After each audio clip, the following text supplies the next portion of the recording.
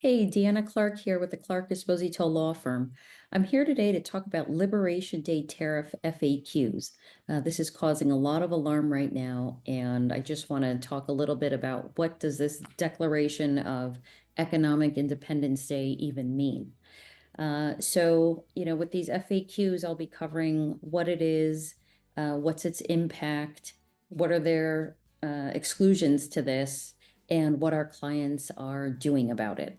All right. So, starting with what is this? Essentially, and this came out of a presidential executive order, which I'll just, be referencing right here.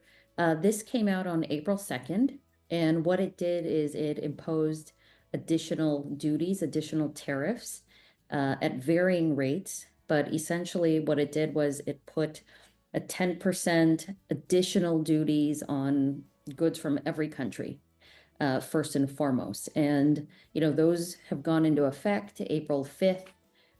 Following April 9th, there is an extra and varying, but an extra level of tariffs. These range from 11 to 50%, 50%. Some examples are 34% for China, 32% for Switzerland, 24% for Japan, and 20% for the European Union.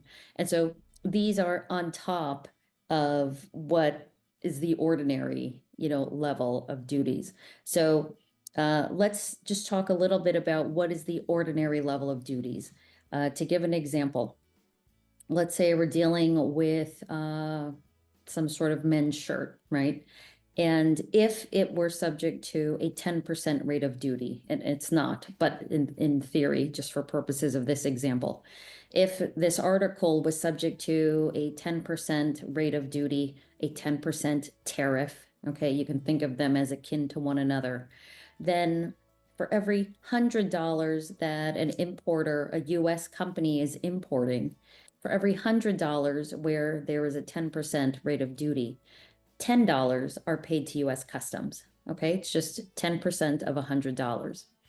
And so what that means is, let's say now this is coming from the European Union, it would be the 10% plus 10%, which is hit all countries, plus another 20% because it's subject to these additional duties from the European Union. So a company who thought that they would be paying only $10 to the US government for $100 worth of imported goods is now paying $10 plus $10 plus $20, which is $40. Okay, so it's a huge increase. Now, of course, importers are oftentimes distributors. And so those wholesalers, those distributors, then go ahead and sell to the retailers. And we, you and I, the public, we shop as retail consumers. And so all of those costs get passed down to us. And this is precisely why life costs so much more. The first round with Trump went in 2018, 2019. President Biden didn't remove them. And now we have these additional layers going in. So life got expensive.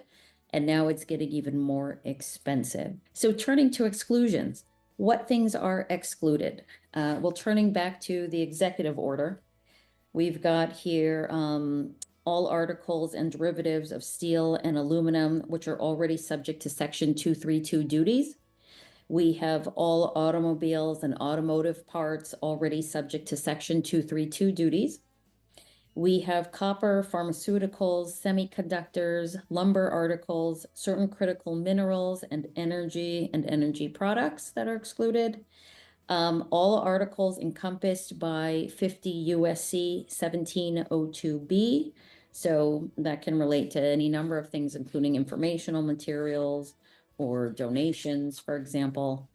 All articles from a trading partner subject to column 2 duty rates, and all articles that may become subject to duties pursuant to future Section 232 claims.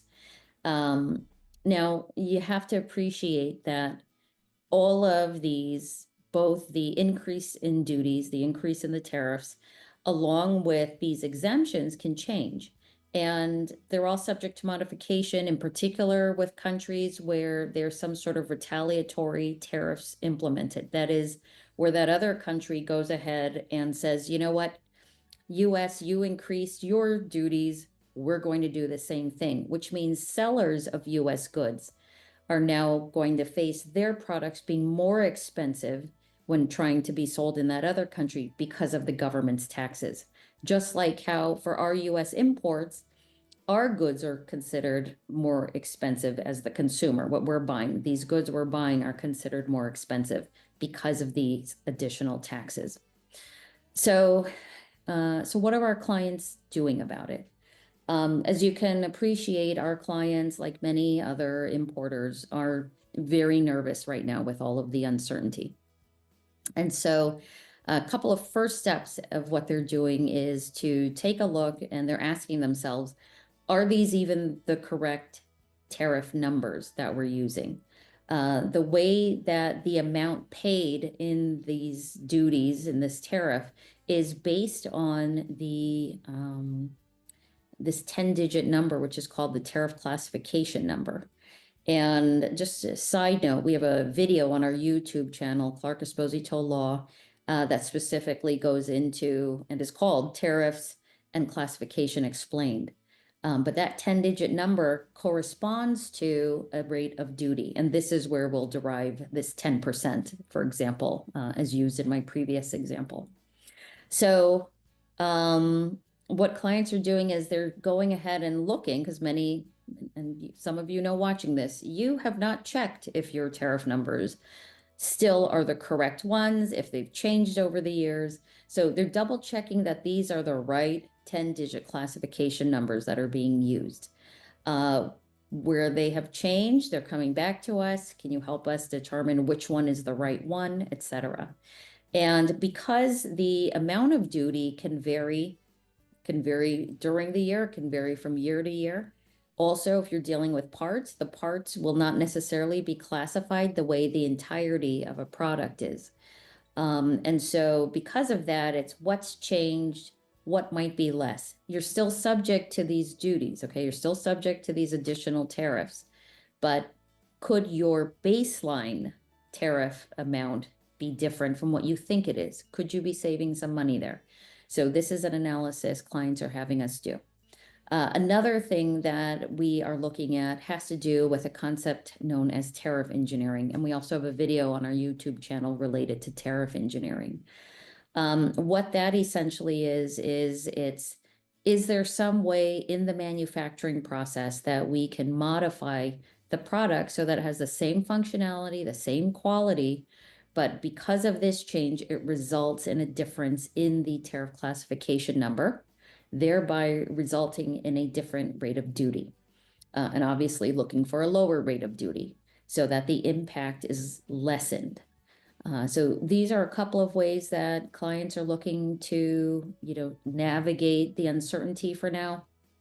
Of course, as we know, things can be different next week. So, what we're helping our clients do is how can we stabilize what's in place right now and prepare against, whatever other kind of future surprise may be on the horizon. So if you have questions about your imports, if you have questions about the duties you're paying, questions about, the impact of Liberation Day, contact us. We can be reached by phone at 917-546-6997, or you can send us an email at contact@clarkespositolaw.com. We also have on our website an ability to go ahead and schedule an intake meeting. That intake meeting is the first step for all prospective new clients to take with our firm. It's free of charge, and this way we're able to sit down and listen to what you're experiencing and understand, we think, it's worth proceeding and doing a case assessment with you. So again, you're welcome to sign up and join our newsletter list as well on our website, clarkespositolaw.com, to catch all of the updates. And we invite you, of course, to subscribe to our YouTube channel and find us on Instagram and Facebook. Thanks so much, and tune in for our next update soon. Bye-bye. Subscribe and click the bell icon so you'll be the first to know when we upload a new video.